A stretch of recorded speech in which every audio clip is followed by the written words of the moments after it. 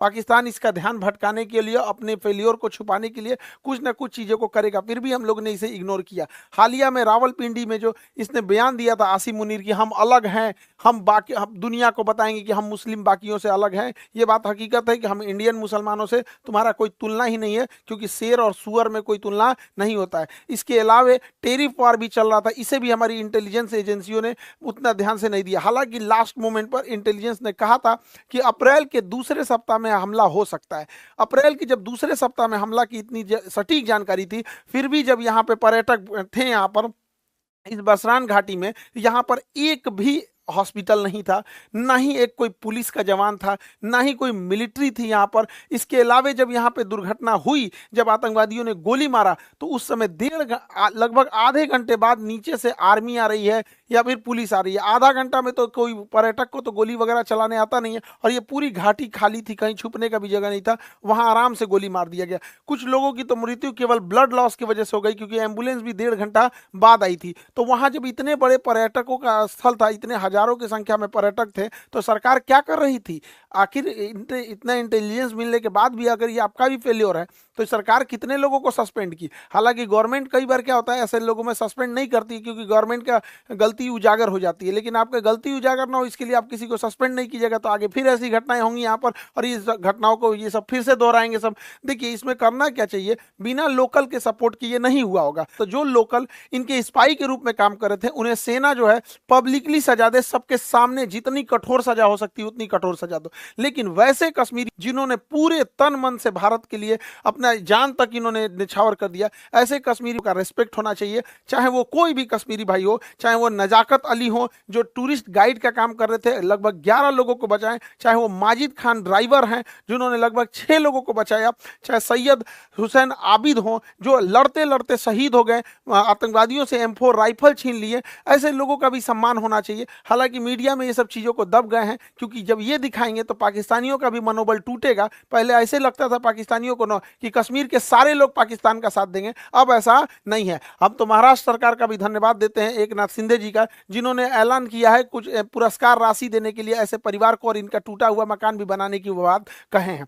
देखिए, इस बार का मामला थोड़ा अलग था। जब ये हमला हो रहा था, तो इससे काफ़ी दूर श्रीनगर है, इससे काफ़ी दूर श्रीनगर का लाल चौक का एरिया हमेशा चहल पहल रहता है। लेकिन वो एक हफ्ते तक श्रीनगर की सड़क शटर डाउन रहा, ये दिखाने के लिए कि ये लोग इस घटना में शहीद हुए लोगों की श्रद्धांजलि दे रहे हैं। और जमा मस्जिद के इमाम ने भी पूरे खुल के मंच से भी कहा था कि इस तरह की किसी भी घटना को पाकिस्तान अगर अंजाम देता है तो इस सब चीज़ों को कभी एक्सेप्ट नहीं किया जाएगा। तो इस बार भारत में इस चीज़ों को एकता देखने को मिली है। लेकिन जो लोग इसमें शहीद हुए हैं, चाहे वो पर्यटक हैं, चाहे जो वहाँ के लोकल लोग हैं, उनको भी गवर्नमेंट को सोचना पड़ेगा। तो इनको भी कश्मीर के एरिया में कुछ बागान होंगे, जैसे ड्राई फ्रूट के बागान हो सकते हैं, केसर के हो सकते हैं, या फिर सेब के हो सकते हैं, तो गवर्नमेंट इन्हें अलॉट कर सकती है, या गवर्नमेंट इन्हें पुरस्कार दे सकती है, जिससे कि बाकी के लोग प्रेरित हो गए। कोई DM SP क्यों बनना चाहता है? क्योंकि देखता है कि समाज में उसकी इज्जत है।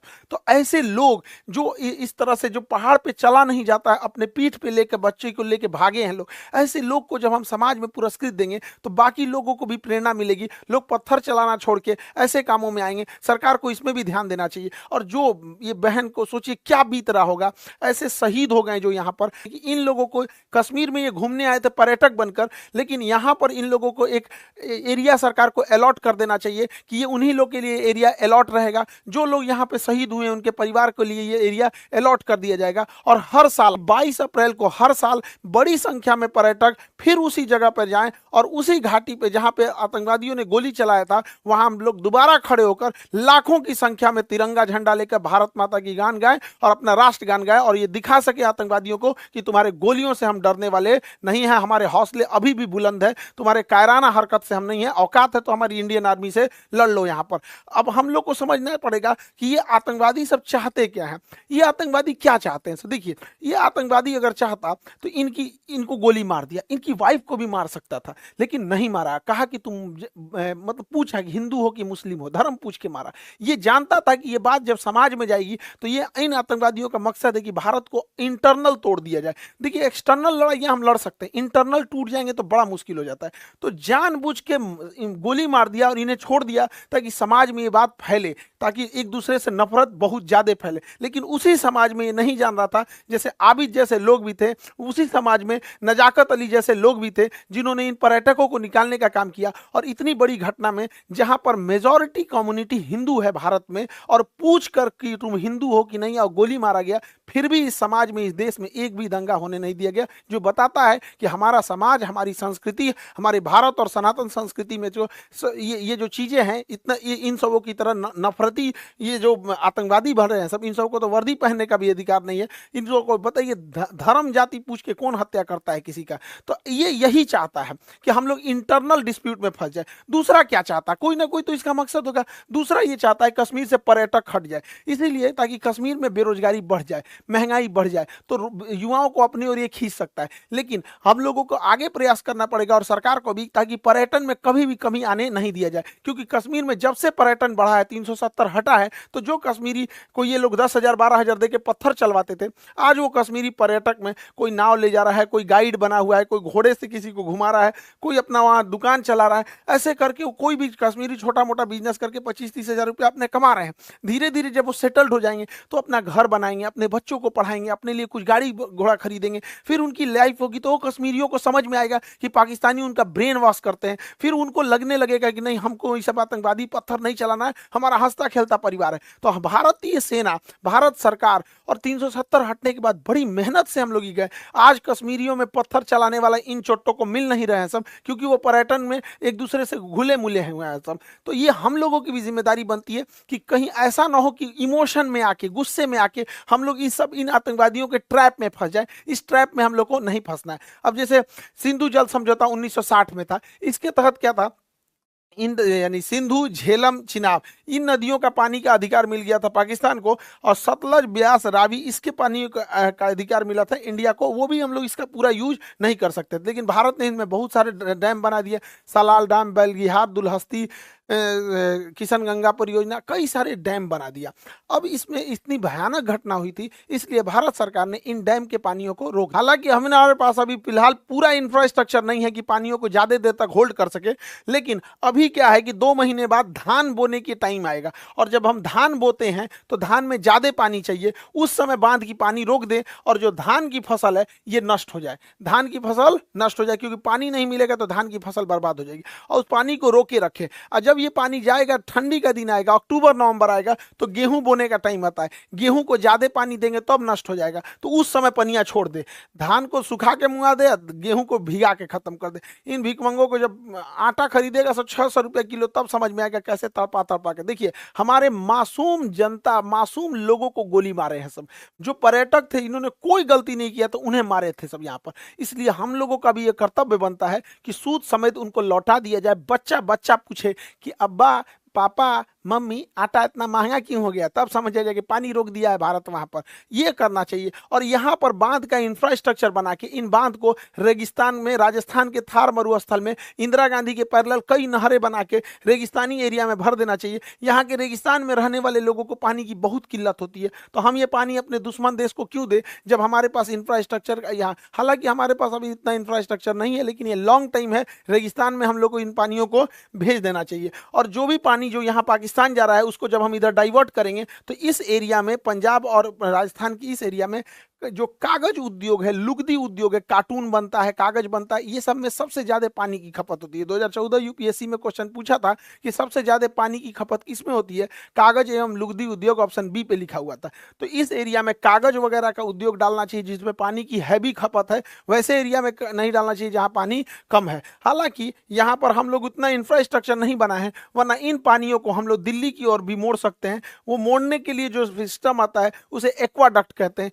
ये देखिए, ये एक्वाडक्ट है, ये एक्वाडक्ट के रास्ते हम पानी को मोड़ सकते हैं। और एक्वाडक्ट के रास्ते अगर हम दिल्ली यमुना में ले आ दें और यमुना में तेज गति से छोड़ दें तो यमुना नदी में जो गंदगी की समस्या है वो तेज बहाव के कारण बह जाएगा और आगे एक लोहे की जाली लगा दे जिससे कि जो प्लास्टिक है, कूड़े करकट है, उसे हम रोका जा सकता है और पूरा का पूरा पानी साफ हो जाएगा। यमुना साफ के लिए देख रहे थे, यमुना साफ करने के लिए जोड़ देंगे नदियों को तो यमुना आराम से साफ हो जाएगी, बहाव के साथ आगे बढ़ जाएगी यमुना नदी। पाकिस्तानी सेना सोचती है कि छोटा मोटा एयर स्ट्राइक टाइप की कोई घटना हो जाए जिससे कि पाकिस्तानी सेना का जो जनरल है आसिम मुनीर वो अपने आप को रेलेवेंट दिखा सके कि हमारी कितनी जरूरत है, वो पाकिस्तान को कितना बचा के रखा है। लेकिन भारत को यहाँ इजराइल जैसे सोचने की जरूरत है, यदि एक भी हमला हो तो बड़ा सटीक हो, पाकिस्तान की कमर तोड़ दिया जाए। पाकिस्तान में जो बिजली घर है, भारत यहाँ से जब हमला करे तो इसके बिजली घर को उड़ा दे जिससे कि बिजली ही ना बन पाए, और जो ग्रिड होता है, ग्रिड जहाँ से बिजली डिस्ट्रीब्यूट होती है, ग्रिड उड़ा दे। अगर बिजली घर और ग्रिड उड़ गया, अगर 10 मिसाइल ग्रिड पे मारो, 10 मिसाइल मार देना यहाँ पे बिजली घर पे, पूरे पाकिस्तान में ब्लैकआउट हो जाएगा,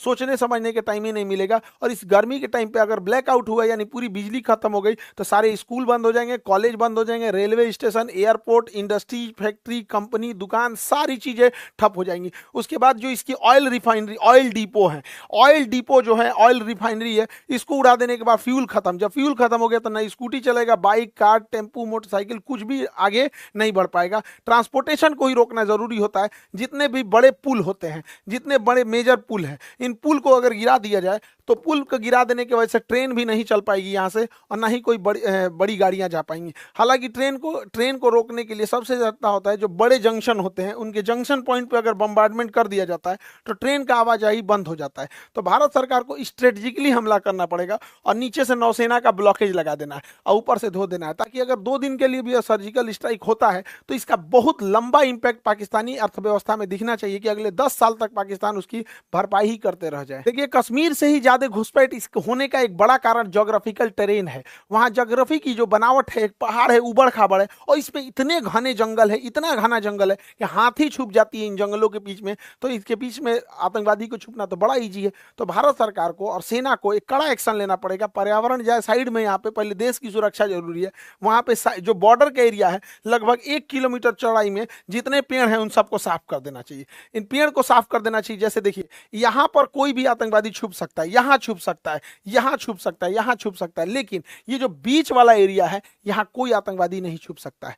तो ऐसे जो एरिया है बॉर्डर से सट के लगभग 1 से 2 किलोमीटर की चौड़ाई में पूरा साफ कर देना चाहिए जंगल। लेकिन दिक्कत यह है कि अगर साफ कर देंगे तो कोई भी आएगा तो दिख जाएगा, तो ये तो ठीक है, लेकिन दोबारा जंगल उग जाएंगे। तो ऐसे क्या किया जाता है, एक सीमेंट ब्लैंकेट आता है, सीमेंट का कंबल होता है, उसको बिछा दिया जाता है, उसके ऊपर पानी का फुहारा मार दिया जाता है। तो बरसात से पहले बिछा दे, पानी का फुहारा मारेंगे, सट जाएगा, जमीन पकड़ लेगा, फिर उसके ऊपर कोई चीज नहीं उगेगा। तो 1.5-2 किलोमीटर खाली हो गया, कोई आए दंदना दो यहाँ पर। लेकिन ये क्या करेंगे सर, फिर सुरंग खोद के अंदर से आएंगे सर, थोड़ा पैसा लगेगा। एक ड्रेजिंग मशीन आती है, जितना गहरा खोदना है उतना गहरा ये खोद सकती है, ये खोदते हुए आगे बढ़ती है। तो ऐसे क्या है कि जहां तक, क्योंकि सुरंग खोदेंगे सब, मिट्टी से खोद सकते हैं सब, तो बॉर्डर के पास इन ड्रेजर मशीनों को लगा के पूरी ड्रिलिंग कर दे और उसमें सीमेंट, रीइंफोर्समेंट सीमेंट छत डाल के और ढलैया करते हुए चले जाए। यहाँ पर अडानी के पास तो सीमेंट की कमी है ही नहीं है, सरकार उससे लेके और डाल दे यहाँ से वहां तक, पूरा अंदर अंदर दीवार टाइप का, क्योंकि नीचे से सुरंग में भी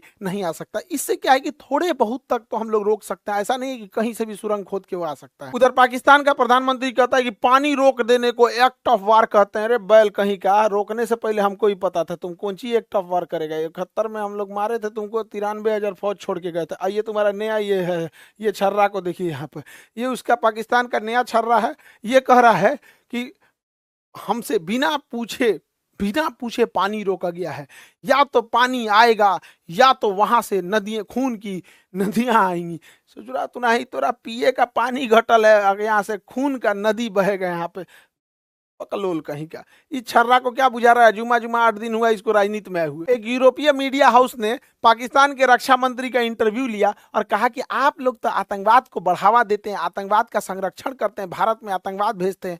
तो ये बुढ़वा कह रहा है, हाँ हम भेजते हैं, 3 दशक से भेज रहे हैं, 30 साल से, और अमेरिका के और यूरोप पे कहने पर भेज रहे हैं। ये बेचारी अंग्रेज पत्रकार थी, रे बकलोलिया, इसका तो मोए मोए हो गया, पूरा थुथुरे लटक गया इसका। ये सोची थी कि हम पाकिस्तान की बेइज्जती करेंगे, इसी का बेइज्जती कर दिया। इन बैलों, ये बुढ़वा के भरोसे मत रहना, ये डूबते जहाज है सब, कई आदमी को लेके डूबेंगे सब। बेचारी के चेहरे उतर गया यहाँ पे। ये क्या कह रहा है कि हम भारत पर परमाणु बम मार देंगे। तुम पहले भारत पे परमाणु बम मारोगे तो क्या ऐसे तो चला के तो मारोगे नहीं परमाणु बम? किसी जहाज से लेके आएगा, मिसाइल से ले आएगा मारने के लिए? ऐसे तो ले आके नहीं सीधा ने पटक देगा। तो हमारे पास S-400 है। तुम्हारा जहाज उड़ने से पहले, बुढ़ऊ समझ में आ गया चाचा, जहाज उड़ने से पहले S-400 को पता चल जाता है। अगर 400 किलोमीटर के दायरे में कोई जहाज जैसे टेक ऑफ करता है पता चल जाता है, मार के गिरा दिएगा। दूसरा, ये बुढ़वा क्या कहता है ये बुढ़वा कह रहा है कि हम 130 गो मिसाइल परमाणु बम मारेंगे। अरे बैला कहीं का, तुम भारत को मारने के लिए 130 को परमाणु बम चलाएगा? पूरा एशिया उड़ाना है क्या रे? ये बुढ़ा सठिया गया है। इसको पूरा एशिया, हम लोग को कोई जरूरत नहीं है 130 परमाणु बम चलाने की। हम लोग के लिए 5 गो एनफ है। इधर ग्वादर, इधर कराची, इस्लामाबाद, मुल्तान, लाहौर, पेशावर, यही 5-6 गो है, ये है काम खत्म। यहाँ 130 गो चलाएगा ये बैल कहीं का। देखिए, भारत सरकार को टेक्टिकली सोचना पड़ेगा कुछ खुफिया तरीके से। देखिए, जो बंदूक की गोलियां होती हैं, अगर इनमें हम साइज थोड़ा सा बड़ा कर दे तो बंदूक के अंदर ही फट जाएगी। तो हम लोग जो पाकिस्तानी जो कश्मीर में गोलियां स्मगलिंग कर रहा है, उसके चेन में घुसना पड़ेगा। हमारी इंडियन आर्मी का एक कवर्ड ऑफिसर उस चेन में घुस जाए गोलियों की सप्लाई वाले में, और उन्हीं 1,000 गोलियों के बीच में एक ऐसी गोली डाल दे जिसका साइज थोड़ा सा बड़ा हो। अगर थोड़ा सा साइज बड़ा हो तो बंदूक के अंदर ही फट जाएगा। नहीं तो इन गोलियों को गर्म करके बेच दे। पानी में उबाल देने के बाद इसके अंदर का बारूद काम नहीं करता है, उसके बाद ये गोली चलाएगा तो ठक ठक बोलेगा, गोली नहीं निकलेगा।